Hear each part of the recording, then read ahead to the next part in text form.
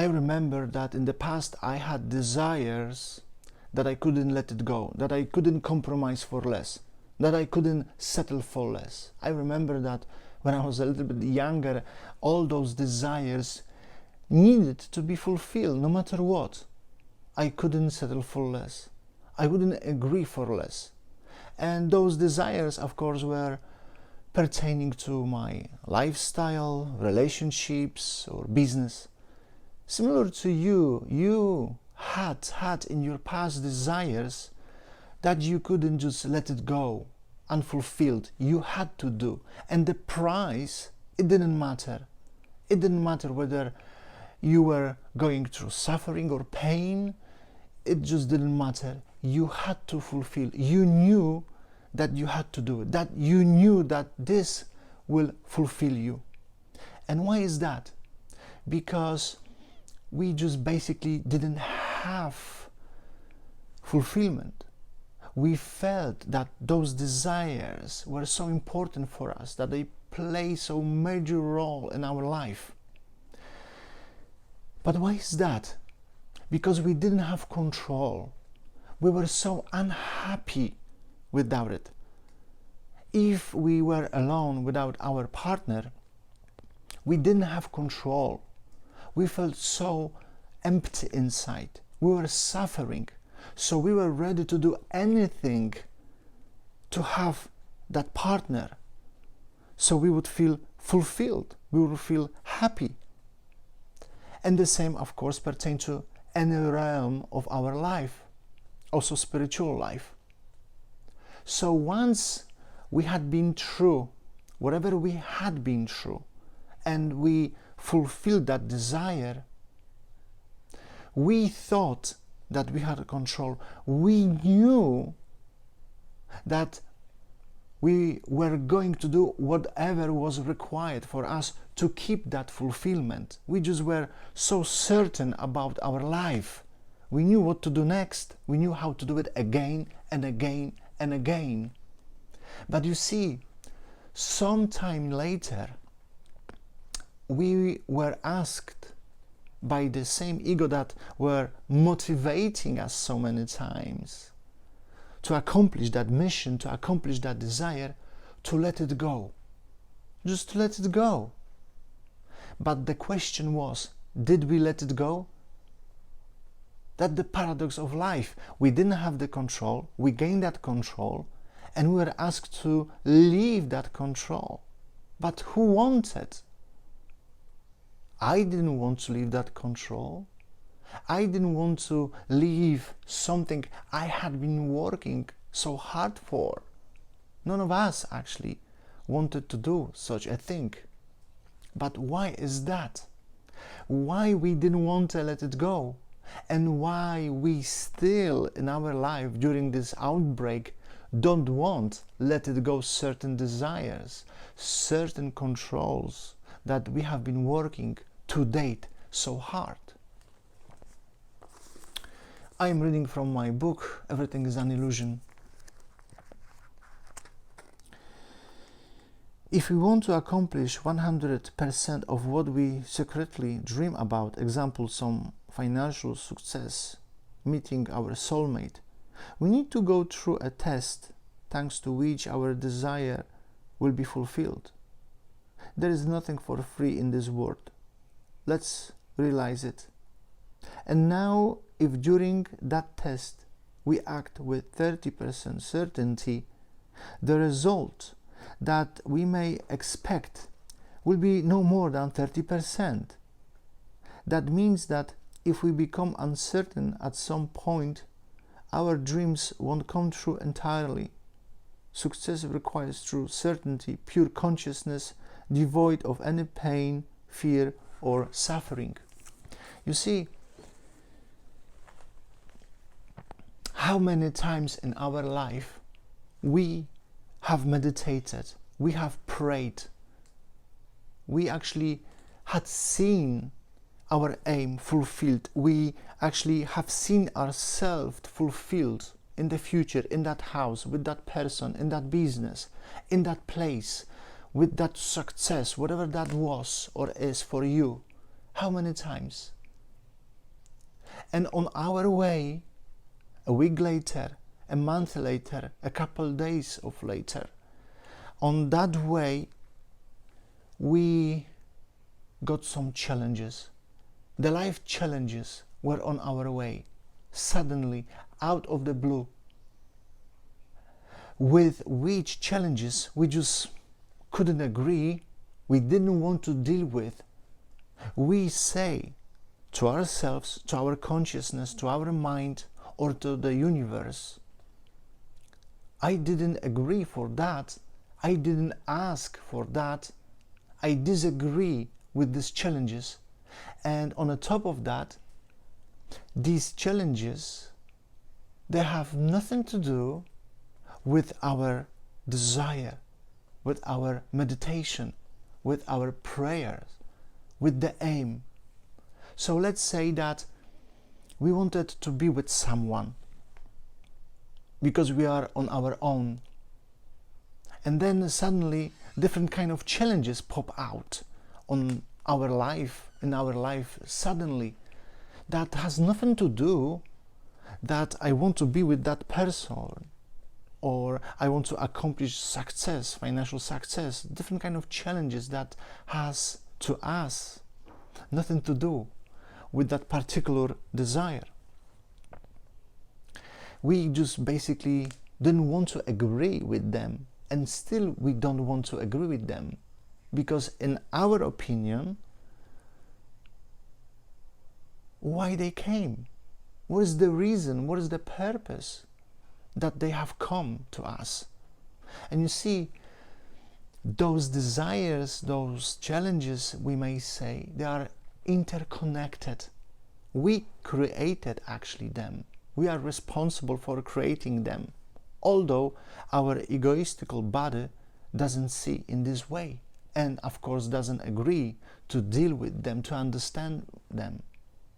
So if we don't want to deal with them, if we don't want to transform ourselves using those desires, or if you like it, using those challenges, then of course our certainty at some stage in the future will be on the same ground, on the same level, will be equal to the consciousness that agree or doesn't agree with that challenges. So if we don't want to face with them, if we don't want to focus on them, whatever that challenge in your life might be right now, or it was in the past, therefore you see, as a result, when we were asked by our ego to let it go, we just didn't want to let it go. We just didn't want to relinquish that control. We had been working so hard. What is the point? We would say there is no sense in that. Let's keep the control over that person, over that business, over that money, whatever that is, and carry on with a new one, with the new desires, with new fulfillment. But if we didn't work on our certainty in the past, it's so difficult to let it go. It's so difficult to go higher with our consciousness, to rise our consciousness up. It's so difficult.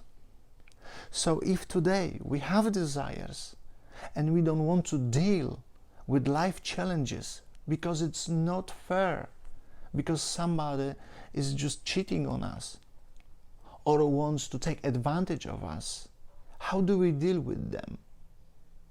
Are we still spiritual person? Are we still spiritual human beings? Or we just want to deal no matter what? We need to regain that control as we didn't have in the past. Because if we are going to do so, sooner or later the result will be always the same as the cause. And therefore the certainty of our life, it's not going to rise. And it's so difficult to agree with this, because this particular one or many challenges are so difficult to deal with, because we didn't do anything, we are not responsible for that. Just think about it. What right now this outbreak is doing to us. Just think about it. There are so many things pertaining to our work, to our businesses, to our friends. Do we agree with them? Do we deal with them in a way of letting go this control, or we want to relinquish maybe something that is not important for us and say, yes, this is what I can do, but that's enough.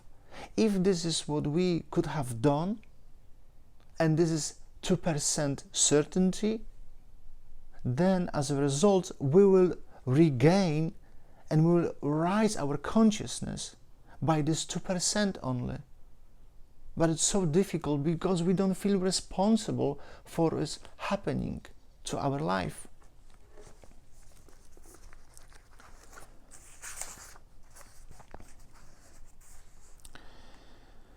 Our challenges, which we didn't transform some years ago, return, because in the past we didn't pass the certainty test. Our major goal in this world is building that certainty. If we failed that test in the past, when we were in a relationship with a different person because we were unable to sort out our egoistic desires, challenges come back and are even more incomprehensible. Why are they more difficult? Because our time dedicated for their transformation is mercilessly ticking away. You see, our work here is to transform our anxiety. Our work here is to transform our doubts. If you look at it right now from one point of what is happening around the world, political point of view, financial point of view, right now during this outbreak, you see how many different negative scenarios are being revealed, how people are going to pay for that.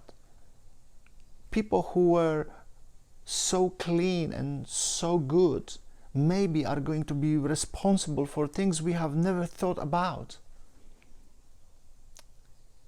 But you see, the same thing pertains to our life, to every single realm of our life. We actually are going to face right now with these challenges.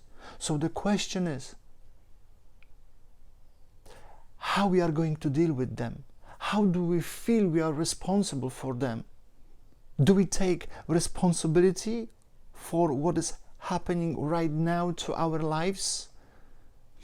There is a company, for example, that before the outbreak wanted to make the shareholders happy and fulfilled, of course. Let's say a corporation. And what they were doing on the top of that, of course, was the way of ethical way selling the product to earn more money. Of course, every company would do so. But if this control of selling was coming from lack, from fear, from anxiety, from any different kind of level of consciousness that was lack, as a result, you see, the control now has to be transformed into certainty. Therefore, today, nobody actually knows what is going to happen. There is no company around the world that know 100% what to do. But how come that this company before the outbreak knew what to do, knew how to deal with delivery, knew how to deal with the sales? They knew. They were so certain about. And now the company is going to be asked by the universe, transform the consciousness of people, transform the consciousness of management, transform the consciousness of employees. Otherwise, you are going to deal with even higher challenges that will need to be a part of the transformation of the certainty of that particular company and business. So the same actually is happening in our lives, if you think about it. Because no matter what, in every single realm of your life right now, you are going to be asked by the universe to deal with your certainty, to deal with the challenges on the spiritual level, so that your certainty is going to be rebuilt. And it's even more difficult, as I have written in the book, because we didn't pass the test, because we didn't want to pass the test in the past. So now the universe is saying to us, hey guys, we need to catch up with the agreement. We need to catch up with all the tests you didn't want to pass in the past. So now it's even more difficult because the doubt is higher than was, let's say, before the outbreak.